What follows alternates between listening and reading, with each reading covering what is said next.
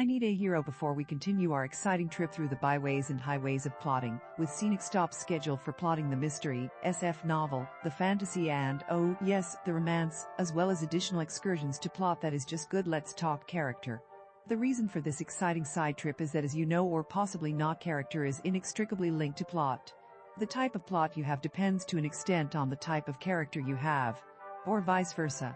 At any rate, you can't have one without the other, and so you need to know the basics of character before we go into the details of plot. I could spend hours or days writing about character and what a character means to your books. I could talk about people who have great characters but don't know what to do with them, so that by the middle of the novel, you want to take the book and shove it where the sun don't shine on the character.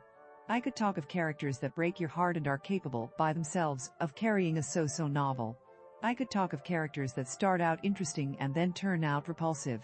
I might talk about all or most of these later if you ask me to. For now, let's stick with the basics.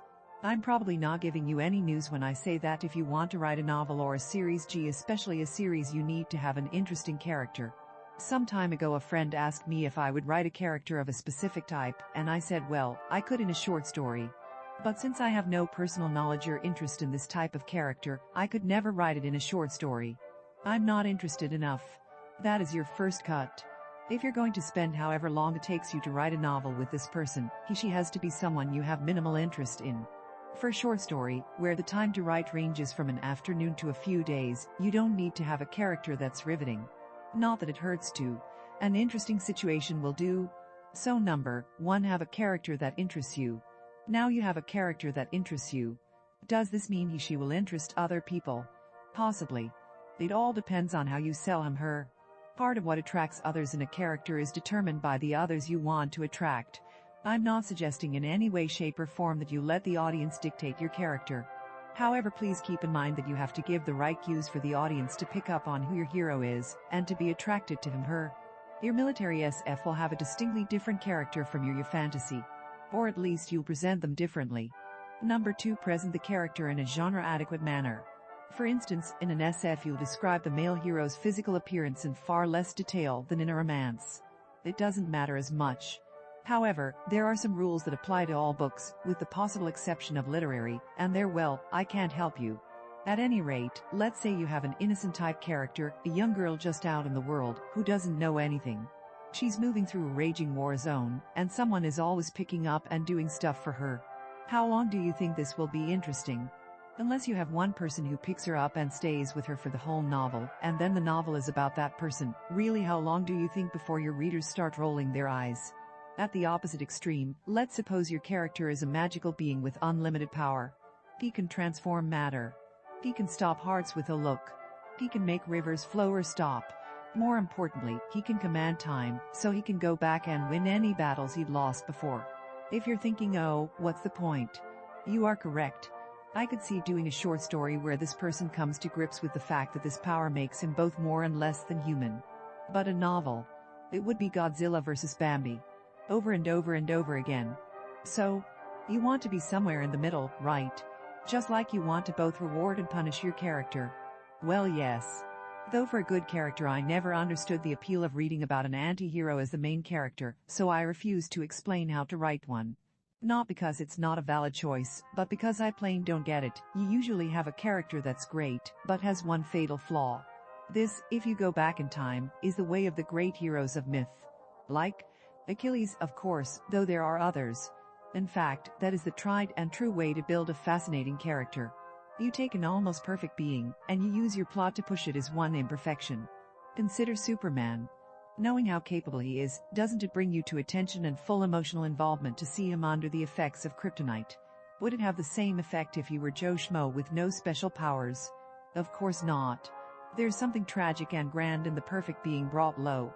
We immediately want to see if he'll get out of it, and we empathize with his plight. Not sure why, but I guess in our minds we're all great so if you have the innocent girl above, have her either have extraordinary cunning, so she understands what she needs to do and is ready to face challenges, or have her already have all these abilities for some reason. Oh, my dad taught me sword fighting, she said. Then use her innocence as her fatal flaw which, despite her other qualities, imperils her. Although it works equally well to have a character who is almost completely despicable, but has one redeeming feature. This last will give you not only a spectacular villain, but a great main character, if redemption is your goal. You push on that flaw in perfect balance, and that's where your testing begins. So number 3, make your character better or worse than the common run of mortals. Then give him or her a flaw. Now, you've made your character just so, and wrote your first 3 chapters. You show them to your wife, girlfriend, husband, boyfriend, corner store operator, stranger you kidnapped off the street to force to read your stuff.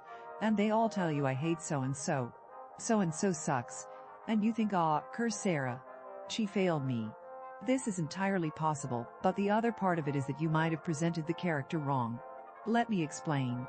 Suppose you have the Superman with one fatal flaw. Okay. So you start with the hero in the grip of the one force that will kill him. Zorg was in the grip of the Zron Ray. He was weak. His arms were weak. His legs were weak. All he wanted to do was sit there and cry. Riveting. Well, no. We have no idea who Zorg is, or why in heck we should care. You can sort of.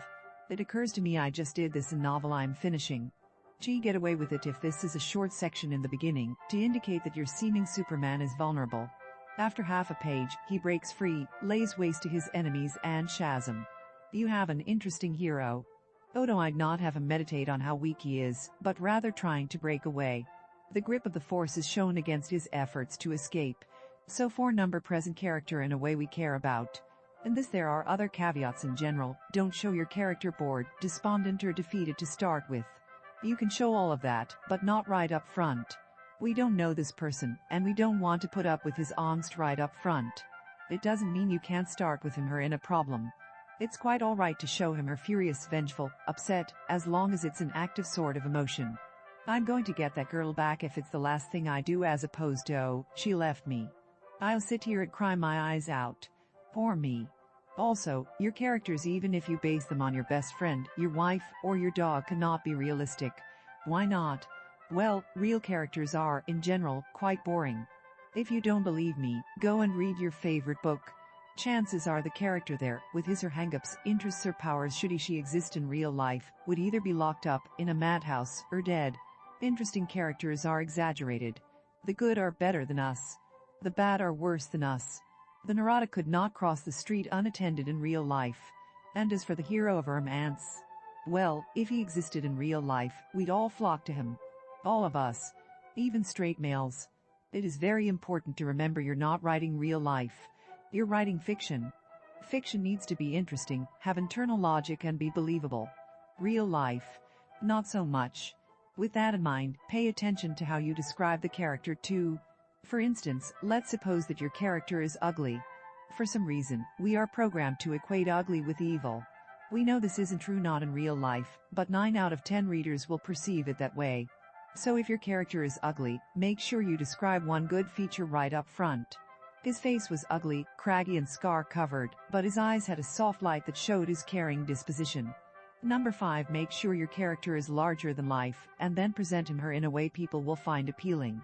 Remember, people in general like pretty, smart, strong people. It's just a thing. Am I done with the character? Oh, no, heck no. Unfortunately, though I could go in much more detail, it will only serve to confuse you right now. So let me go on with plotting, and then we'll return to character later on. Meanwhile, go and study what others have done. Go read a few books and analyze your favorite characters. See if you can figure out how to steal the one feature that makes them appealing. A caveat on this. I have ruined more novels before I was ever published trying to steal one particular character trick. This trick is to make the character seem despicable up front, and then redeem him or slowly, so that by the time your reader likes the character he feels guilty for having misjudged him or her. Think Mr. Darcy in Pride and Prejudice. This tends to create an unforgettable character. So, why did I ruin novels?